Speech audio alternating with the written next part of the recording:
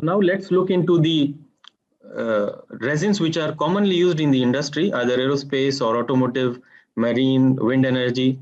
All of these industries use these kind of resins. So let's start with epoxy resin, most commonly used material for primary structures. So the aircraft wing, the skin panels, and a lot of other structures which are primary load carrying members are built using epoxy resin. It provides outstanding chemical resistance. It has a very good adhesion to fibers. It gives good dimensional stability. So the coefficient of thermal expansion of epoxy is quite low, and it gives good stability. And also it can be used in high temperature areas or high service temperature areas. So it can withstand higher temperatures. So most of the aircraft structures are built using epoxy, and the primary structures which are supposed to take stresses are designed with epoxy resin. The next one is phenolic resin. This has a very good resistance to fire. So it has excellent fire resistance. And in case if there is a fire, the smoke emissions are very critical. Imagine a building or a roof under which people are there and it is under fire. You do not want to have a lot of smoke emission due to the fire. So phenolic resins are used in the interior parts of aircrafts and locomotives because they have high resistance to fire and low smoke emission. They are also easy to process, and most of the times, as I mentioned, they are used in interior components. The BMI resins or bisamelamide resins have good resistance to high temperature. So they are excellent against high temperature. They have good mechanical properties, and that's the reason they are usually used in aero engine components where the operating temperature is quite high. Because they are good in resisting high temperatures, they are used in areas where higher temperature is required and there is heat. And the last one is polyester resin, very common and inexpensive resin system. So this can be cured at room temperature while the others need higher temperatures to cure. It can be cured at atmospheric pressure. So when you're curing these parts, you don't need special vacuum bags or autoclaves or ovens. It can be cured at atmospheric pressure. It is very easy to handle and process. And as I said, it is the least cost among all the resins that we have seen. One of the disadvantages of using polyester is the shrinkage. So shrinkage in polyester is quite high. That is why the dimensional stability or the outcome panels are always shrinking. This is one aspect in design which has to be considered. A shrink allowance is usually given to polyester panels to make sure that even after shrinkage they are good enough and within the tolerance they can be used.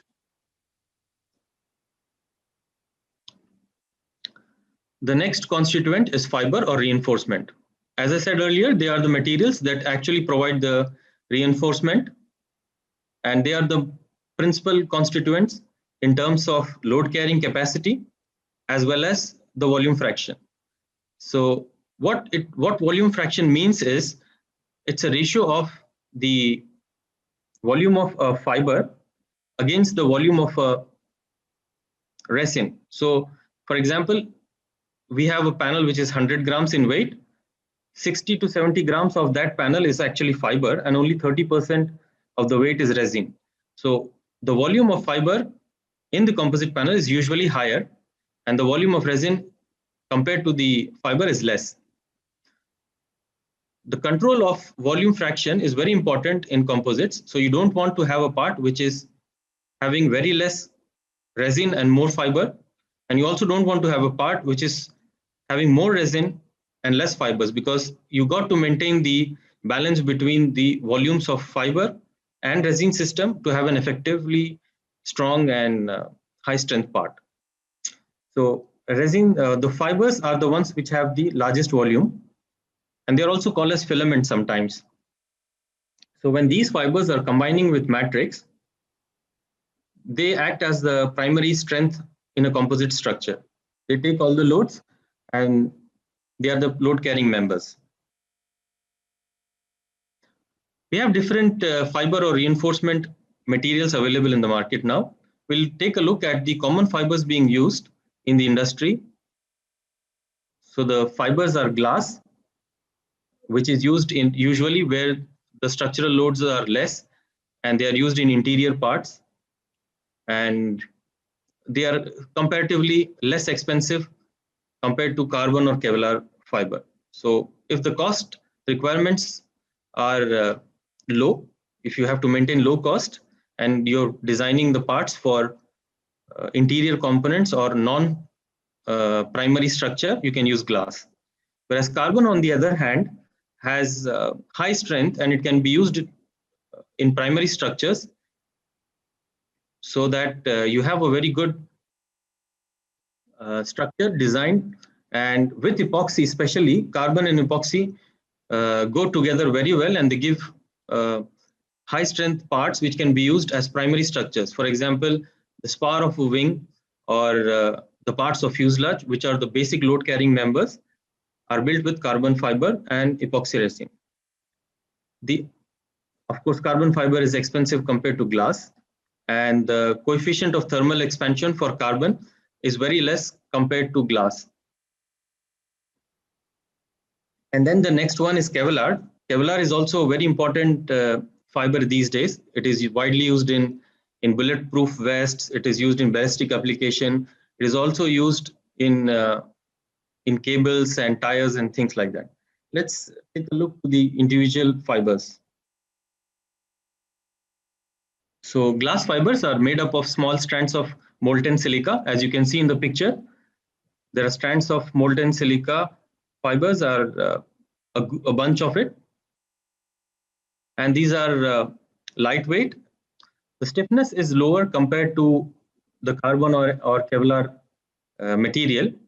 They are used in areas where the loads are not very heavy, and in principle they are used in interior parts. There are two types of common glass fibers, E-glass and S-glass. So E-glass is borosilicate glass, and it has a high resistivity. So it has good insulation properties, whereas S-glass is magnesia alumina silicate, which has very high strength requirements. So if you want to use glass, based on the application, whether you require high temperature resistance and high insulation, you can pick E-glass, or if you want good tensile strength, then you can pick S-glass. The next fiber that we are going to discuss is carbon fiber. Again, the carbon fiber is one of the most widely used fiber in primary structures. It gives a high strength to weight ratio. It's used for high performance structures. It has a very good fatigue and vibration damping limits.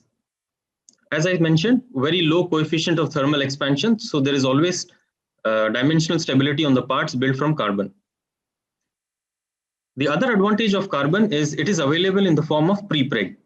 What is pre-preg? Pre-preg is a pre-impregnated fiber where the resin is already applied to the fiber, and it is stored in cold storage. So in this case, if you want to laminate a part with carbon fiber, which is a pre-preg material, you don't have to apply resin and control the volume fractions of fiber as well as resin. The material is ready-made. All you have to do is get it out of the storage and start to laminate, and it will start to cure under the vacuum as well as high temperature. So pre-preg is a ready-made material where the resin is already mixed with the fiber. So pre-preg materials are widely used in high strength application, especially pre-preg materials with vacuum bags and autoclaves give us high strength part with minimum defects. So these are used in primary structures. As I mentioned to you, carbon and epoxy composites have outstanding properties, and they are used in most of the primary structural application. Either it is producing aircraft primary structures, either it is producing chassis of sports cars. Pre-preg materials, especially carbon and epoxy, are used.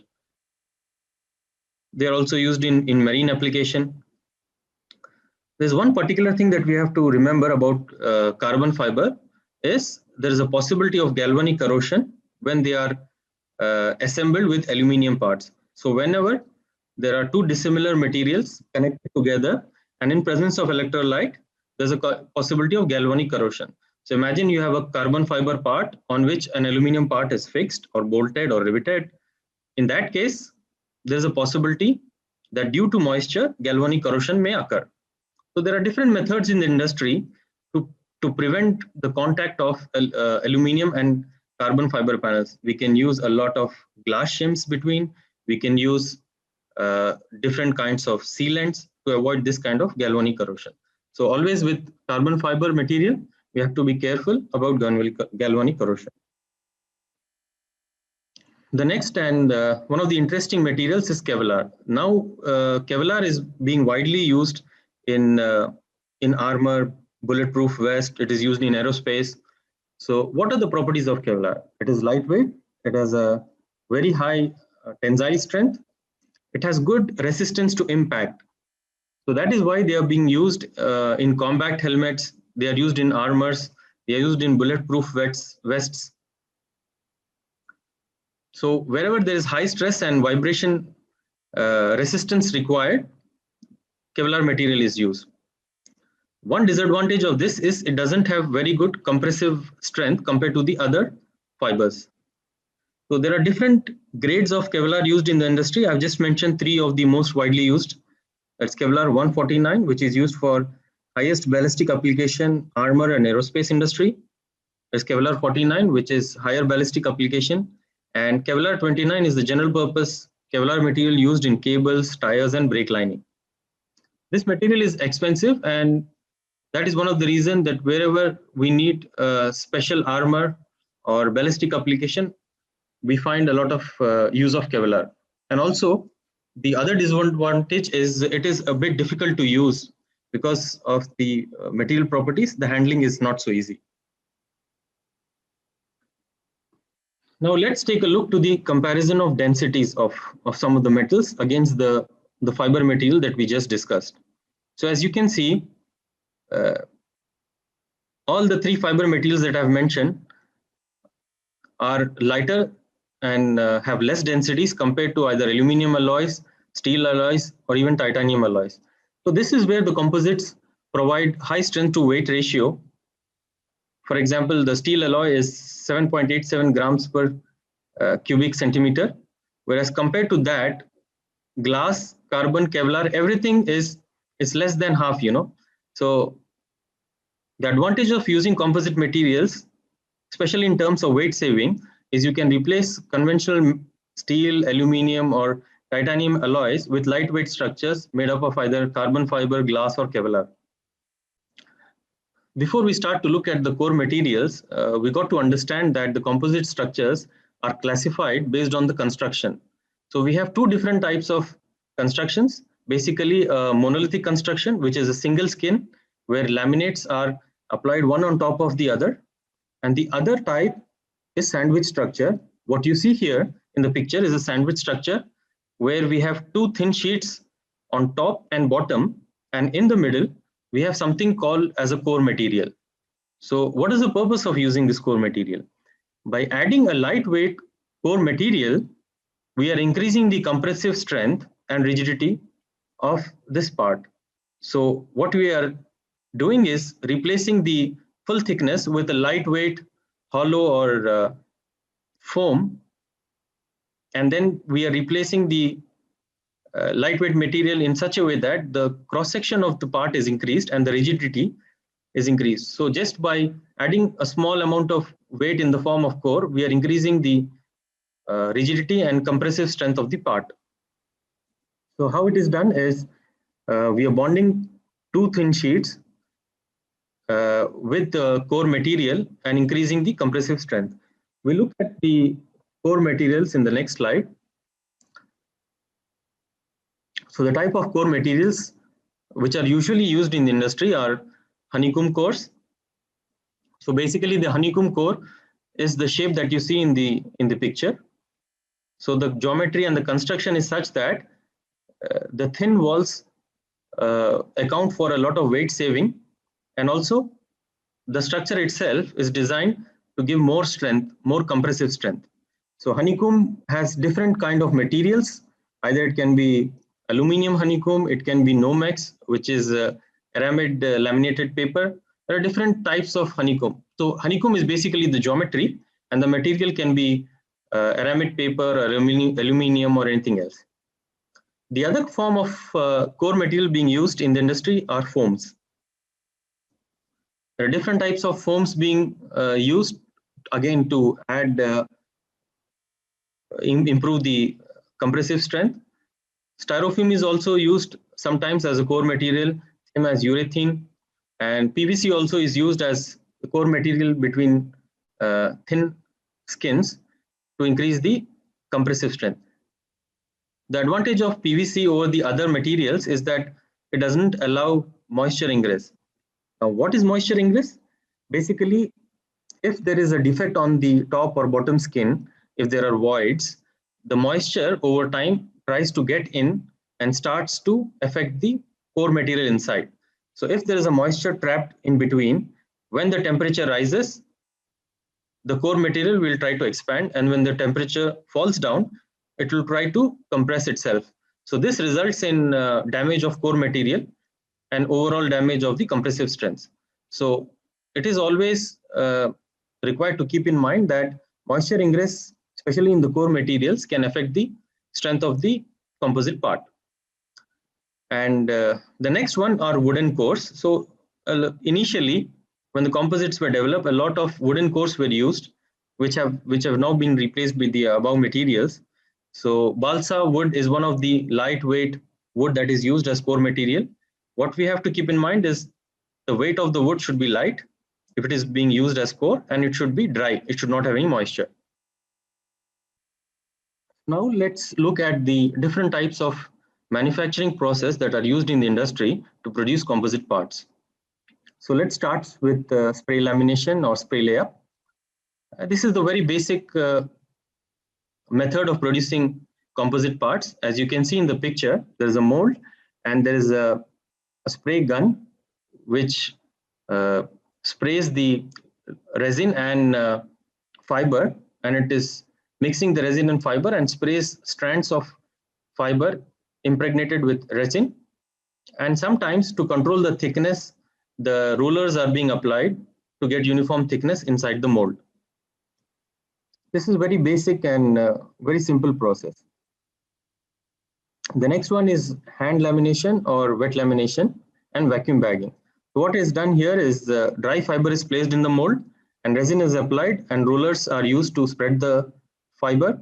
So one layer at a time is being placed in the mold and resin is being applied on it. Once the lamination is finished, a vacuum bag is connected around the part, and the moisture and air is being sucked out using a vacuum pump. The other type of manufacturing which is widely used in producing cylindrical or conical parts, for example, the gas pipelines, is filament winding. So how it is done is, as you can see in the picture, there's a rotating mandrel, and then there is a setup for the fibers to be passed through a resin bath and then rotate around a revolving mandrel. So this is how the fiber is placed on the mandrel, a rotating mandrel, and pipes are being produced. There's a lot of interesting videos you can watch on YouTube to see how filament winding works. Then the other manufacturing process is pultrusion. So it is similar to what we see in the filament winding, except that the resin is passing, the fiber is passing through the resin, and it is drawn from a die to get the required shape. So parts with long length can be produced using pultrusions. The next manufacturing process is resin transfer molding, which is basically a closed mold in which the dry fiber is placed and the resin, which is low in viscosity, is transferred with high pressure through the mold. So the resin spreads and it wets the whole fiber, and when the high temperature is applied to it, curing takes place. The other method is pre-preg molding and autoclave. As I said previously, pre-preg material is an expensive material and it produces parts with good quality. So the pre-preg material is pre-impregnated with the fiber is pre-impregnated with resin. It is placed in the mold, and vacuum bags are applied, and it is sent in a special oven called autoclave. So what autoclave does is it increases the temperature for the curing process to take place, and also it controls the pressure. So the part is cured at high temperature as well as high pressure, whereas in oven it's only the temperature that is controlled. So autoclave is more advanced and it controls the temperature and pressure. So most of the moisture and air bubbles and everything is drawn out, and the part is produced with minimum number of voids and defects. So this is a high cost application and used for primary structures. Next one is resin film infusion. So it is similar to resin transfer molding in certain ways, where a closed mold is used and the fiber is placed, dry fiber is placed with layers of films of resin. So these are thick resin films which are placed or interleaved on the fiber, and the mold is closed and heated. With the application of heat, the resin melts and it spreads across the fiber to give a composite part. The last one is automated layup. So either it is automated tape layup or automated fiber placement. The both of them use special machines and computer programs to laminate and prepare composite parts. So robotic arms, which are controlled by the computer, are used to laminate parts. And what it does is it automates the whole manufacturing process. And there are a lot of advantages of it. The initial setup cost is high, but in mass productions, these are very useful. And this is one of the latest technology in terms of manufacturing of composite materials. Now coming to the interesting part, let's take a look at the application of these composites in various industries. Let's start with architecture. So as you can see on the left-hand top corner, you can see the Dubai Museum, which is being built with composite materials. So it's a metal primary structure around which the composites are used to make panels with beautiful Arabic calligraphy. So the shape, if you look at the shape, it's quite unique. It has double curvature, single curvature. To produce these parts in any kind of metal, aluminum or otherwise, is very difficult. This is achieved by using composite material, and it can withstand all the requirements like fire requirements from the municipal regulations and all the adverse effects of sunlight, rain, sandstorm, thunderstorm, whatever it is. The next picture, what you see is in the middle on the top row is a petrol station in Dubai, which is called Enoch Petrol Station, is one of the attractions in the Expo 2020. So the whole petrol station is covered by a roof which is built from carbon composites, and the trees that you see there are holding the whole roof together. So all these structures have to pass the regulations set by the municipal authorities. They have to be strong enough when there are seismic loadings, when there are earthquakes, when there is fire requirements. So these parts are designed and built and approved based on all the requirements from the fire point of view, from earthquake point of view, and everything. The other picture that you see on the right top is of the Steve Jobs Theater roof in USA, Cupertino. So what you see there is a 44-meter diameter roof being installed on a glass wall. You can see the picture on the bottom as well. So this is a self-standing structure built up of carbon fiber material, fire resistant, and it can take all the seismic loads that are required by the municipal authorities, and it is also beautiful to look at. So it looks like the roof is floating, especially in night with the right lighting. It looks like the roof is floating. And on the left hand bottom, you can see a picture of Holy Kaaba in the city of Mecca.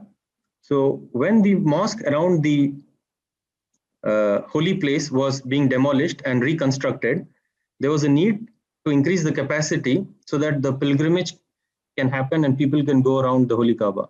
So in that, considering that requirement, a super light temporary structure which I called is that as a composite carbon fiber bridge was constructed, and it could take huge amount of loads, and it could take more than 30,000-40,000 people at a time.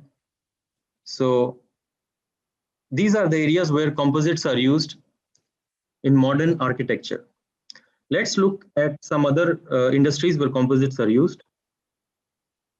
Aerospace is one of the industry where composites are widely used. So most of the parts on the aircraft structure required to be lightweight, because lightweight structure means weight saving, means low cost of running the airlines and profits.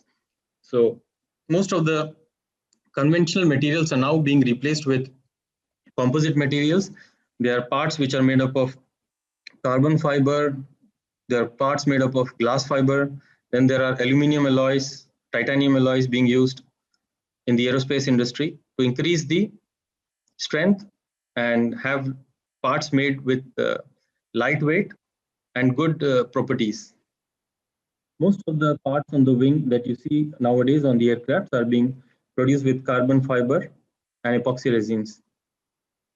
There are some more examples of these parts which are being used to build the composite structure. You can see the wing parts, the control surfaces like flaps, spoilers, ailerons, the tail cone, the pressure bulkheads, the radome. These are all built with composite material. Similarly, in the automotive industry as well, there's a lot of progress in use of composite material.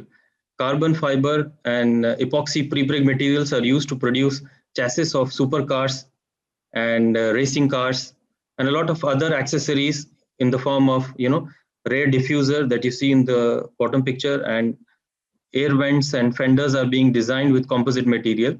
So this is also picking up extensively these days, especially with the electric cars coming into picture. We need high strength structures with lightweight in order to have fast electric cars. This is where composites come into picture. There's also a very vast field in marine industry where composites are being used. Again, they provide good resistance to corrosion. Complicated shapes can be produced, high strength material. So considering all the advantages of composites, marines have a huge application of composite material. The boats are built with carbon or glass or epoxy resins, and it is widely used in marine application. The other industry where composites are used is sports industry. As you can see from the pictures, the ice hockey sticks, then there are baseball bats being made of composites, composite body frame of cycles. Then there are a lot of kayaks being built with composite material. So composite material has also been used in the industry to enhance the performance and make the sport more interesting. One of the other application which is widely used is in the wind turbine sector and renewable sector. So all the renewable energies are using composite materials these days. Wind turbines is one of them. So all the wing blades and the nacelle and the rotor casing, most of the parts used here are built with composite materials, again for the advantage of being lightweight and high strength. So these are the credits we have used in our presentation.